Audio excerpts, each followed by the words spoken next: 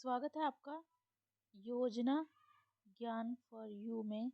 हमारे चैनल का नाम है योजना ज्ञान फॉर यू। यहाँ पर हम आपको हर रोज़ सरकारी योजनाओं के बारे में अपडेट देते रहते हैं जो कि आपके काम आ सके। अगर आपको वीडियो पसंद आए तो चैनल को सब्सक्राइब जरूर करें, साथ में बेल आइकन की घंटी दबाएं ताकि आपको आने वाली वीडियोस की जानकारी तुरंत मिल सके। वीडियो पसंद आए तो वीडियो को लाइक और शेयर जरूर करें।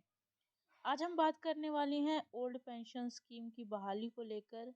जी हाँ, पुरानी पेंशन योजना की बहाली को लेकर बात करने वाले हैं। आप सभी कर्मचारियों को पता होगा कि 1 मई को नोटिस भेजा गया था कि 1 मई को अनिश्चितकालीन हड़ताल होगी। जी हाँ, आप सभी को पता होगा कि अनिश्चितकालीन हड़ताल कर्मचारी करने वाले थे और इसका नोटिस 16 मार्च को जाने वाला था। लेकिन अब ये फैसला लिया है कर्मचारियों ने कि जो ये हड़ताल थी वो हड़ताल कर्मचारी नहीं करेंगे। जी हाँ, कर्मचारी हड़ताल नहीं करेंगे। इसके पीछे बहुत बड़ा कारण है कि क्यों नहीं हड़ताल कर रहे हैं और क्यों उन्होंने हड़ताल के लिए मना कर दिया। इसके अंदर की इनसाइड स्टोरी क्या है कि क्यों कर्मचारियों ने ये हड़ताल करने को मना कर दिया, इसकी इनसाइड स्टोरी हम आपको इस वीडियो में बताने वाले हैं। बिल्कुल रियल खबर है, कोई फेक न्यूज़ नहीं है ये। तो वीडियो को बिना स्किप किए अंत तक जरूर देखें और चैनल को सब्सक्राइब जरूर कर दें। बढ़ते हैं खबर की तरफ। की खबर क्या है? देश में पुरानी पेंशन को लेकर बड़ा अपडेट सामने आया है। National joint council of action के पदाधिकारियों ने ओपीएस बहाली के लिए 1 मई से देश में अनिश्चितकालीन हड़ताल पर जाने का ऐलान किया था। एनजेसीए द्वारा केंद्र सरकार को हड़ताल का नोटिस देने के लिए 19 मार्च की तिथि निर्धारित की गई थी।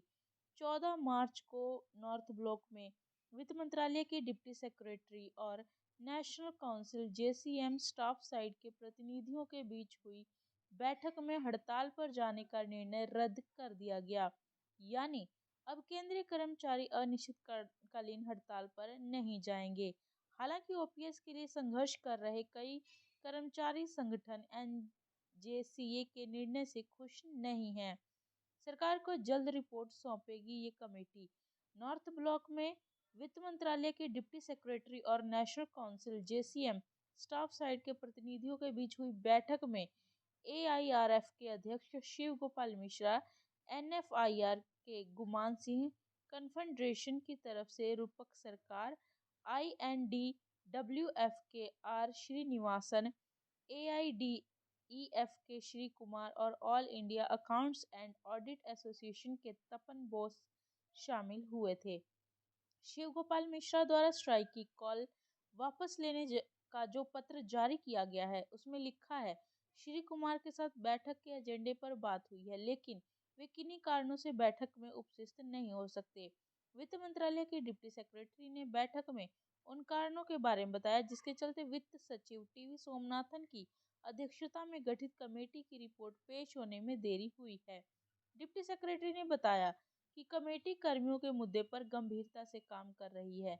वह कमेटी जल्द ही सरकार को अपनी रिपोर्ट सौंप देगी। सरकार को दिया गया था 6 सप्ताह का अल्टीमेटम। आप सभी को पता है कि सरकार को कर्मचारियों ने 6 सप्ताह का टाइम दिया था, अल्टीमेट टाइम दिया गया था। डिप्टी सेक्रेटरी के जेसीएम स्टाफ साइड के सदस्यों से अपील की है कि वे कमेटी पर विश्वास रखें। वित्त मंत्रालय की कमेटी फाइनल निर्णय पर पहुंचेंगे। इसके लिए जेसीएम को कुछ समय देना चाहिए। इसके चलते 19 मार्च की अनिश्चितकालीन हड़ताल का नोटिस देने की प्रक्रिया रद्द कर दी गई है। साथ ही विभिन्न कर्मचारी संगठनों ने 1 मई से देश में अनिश्चितकालीन हड़ताल करने का जो ऐलान किया था उसे वापस लिया जाता है। देश में पुरानी पेंशन बहाली के लिए लंबे समय से संघर्ष कर रहे कर्मचारी संगठनों ने फरवरी में केंद्र सरकार को ओपीएस लागू करने के लिए 6 सप्ताह का अल्टीमेटम दिया था। यह अहम निर्णय 7 फरवरी को नई दिल्ली में आयोजित हुई national joint council of action यानी कि एनजेसीए के पदाधिकारियों की बैठक में लिया गया था।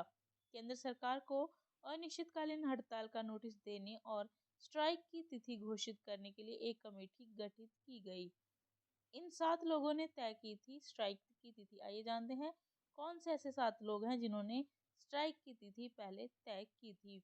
उस महत्वपूर्ण कमेटी में शिव गोपाल मिश्रा कन्वीनर GSAIRF के और डॉक्टर M राघवैया को कन्वीनर, कामरेड SN पाठक अध्यक्ष AIDF, कामरेड अशोक सिंह अध्यक्ष INDWF, कामरेड रूपक सरकार ITEF कॉन्फेडरेशन के कामरेड गीता पांडे अध्यक्ष AIPTF और राज्य कर्मचारी संयुक्त परिषद यूपी के अध्यक्ष कामरेड हरि किशोर तिवारी को शामिल किया गया था।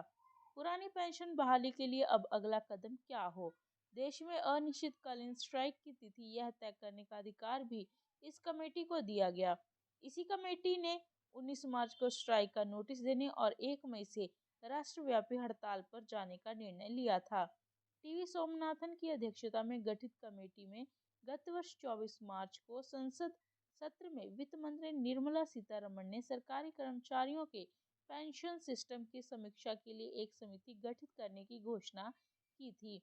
6 अप्रैल को समिति का गठन कर दिया गया। वित्त सचिव टीवी सोमनाथन की अध्यक्षता में कार्मिक और प्रशिक्षण विभाग DOPT के सचिव, व्यय विभाग के विशेष सचिव एवं पेंशन फंड नियामक विकास प्राधिकरण यानी कि PFRDA के अध्यक्ष इस कमेटी के सदस्य बनाए गए थे। यह समिति इस बात को लेकर सुझाव देगी कि सरकारी कर्मचारियों पर लागू NPS के मौजूदा ढांचे में किसी तरह का कोई बदलाव जरूरी है या नहीं। समिति को जो भी सुझाव देगी उसमें राज्यकोषीय निहितार्थों और समग्र बजटीय प्रभावों को ध्यान में रखा जाएगा। स्ट्राइक वापस लेने की अब इंस्टा स्टोरी जान लीजिए कि क्यों स्ट्राइक वापस ली गई है। देश में OPS बहाली की मांग के लिए केंद्र एवं राज्यों के अनेक कर्मचारी संगठन लंबे समय से आंदोलन कर रहे थे। रेलवे, रक्षा, डाक, आयकर, अकाउंट एंड ऑडिट, केंद्रीय सचिवालयों, इसरो व EDA के अलावा स्वायत्तता प्राप्त संगठन CPF, सभी राज्यों के सरकारी कर्मचारी, UT क्षेत्रों के कर्मी, प्राथमिक टीचर, हाई स्कूल टीचर, उच्च शिक्षा विभाग, कॉलेज एवं यूनिवर्सिटी टीचर भी OPS बहाली के प्रयासों में लगे थे। National joint council of action, national mission for old pension scheme Bharat, confederation of central government employees and workers और national movement for old pension scheme द्वारा पुरानी पेंशन बहाली की मांग को लेकर दिल्ली में रैलियां आयोजित की गई। कर्मचारी संगठन के एक अध्यक्ष ने बताया, NJCA के बड़े पदाधिकारियों पर कर्मियों को भरोसा नहीं था। यह सवाल कई बार उठाया गया कि केंद्र सरकार उन्हें ही बातचीत के लिए क्यों बुलाती है। OPS के लिए तो दूसरे संगठन भी आंदोलन कर रहे हैं। 14 मार्च की बैठक में गिने चुने लोगों ने निर्णय लिया कि हड़ताल नहीं होगी। वित्त मंत्रालय की कमेटी तो पिछले वर्ष गठित की गई थी, लेकिन अभी तक उसकी रिपोर्ट नहीं आई। इसके बावजूद कमेटी को ज्यादा वक्त दे दिया गया। क्या यह निर्णय लेने से पहले केंद्र एवं राज्यों के कर्मचारी संगठनों से चर्चा की गई है? यह तो सीधे तौर पर सरकार के प्रभाव में आने वाली बात है। बैठक के बाद नए सिरे से आगे बढ़ेगा आंदोलन। Confederation of central government employees and workers के महासचिव SV यादव ने बताया, नए सिरे से आंदोलन शुरू करने पर चर्चा होगी। संगठन की बैठक बुलाई जाएगी। केंद्र की नई सरकार के समक्ष मजबूती से OPS व दूसरे लंबित पड़े मुद्दे रखे जाएंगे। केंद्र सरकार में रिक्त पदों को नियमित भर्ती के जरिए भरना, निजीकरण पर रोक लगाना, 8वें वेतन आयोग का गठन करना और कोरोना काल में रोके गए 18 महीने के DA का एरियर जारी करना, ये बातें भी कर्मचारियों की मुख्य मांगों में शामिल हैं। सरकारी कर्मचारियों की लंबित मांगों को लेकर चरणबद्ध तरीके से प्रदर्शन किया जाएगा। कर्मियों की मांगों में PFRDA एक्ट में संशोधन करना और उसे पूरी तरह से खत्म करना भी शामिल है। जब तक इस एक्ट को खत्म नहीं किया जाता, तब तक OPS की राह मुश्किल ही बनी रहेगी।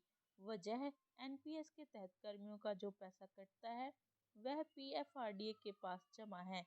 केंद्र सरकार कह चुकी है कि वह पैसा राज्यों को नहीं लौटाया जाएगा।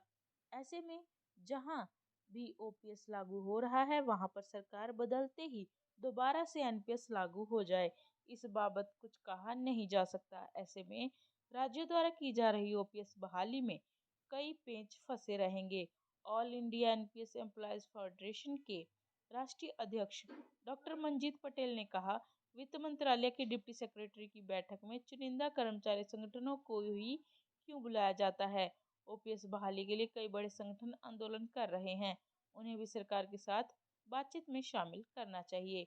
आशा है कि ये जानकारी आपके लिए यूजफुल होगी और ऐसी जानकारी के लिए चैनल को सब्सक्राइब करें, लाइक और शेयर करें। अगर आपके मन में कोई सवाल है या सुझाव है तो कमेंट बॉक्स में ज़रूर लिखें। धन्यवाद।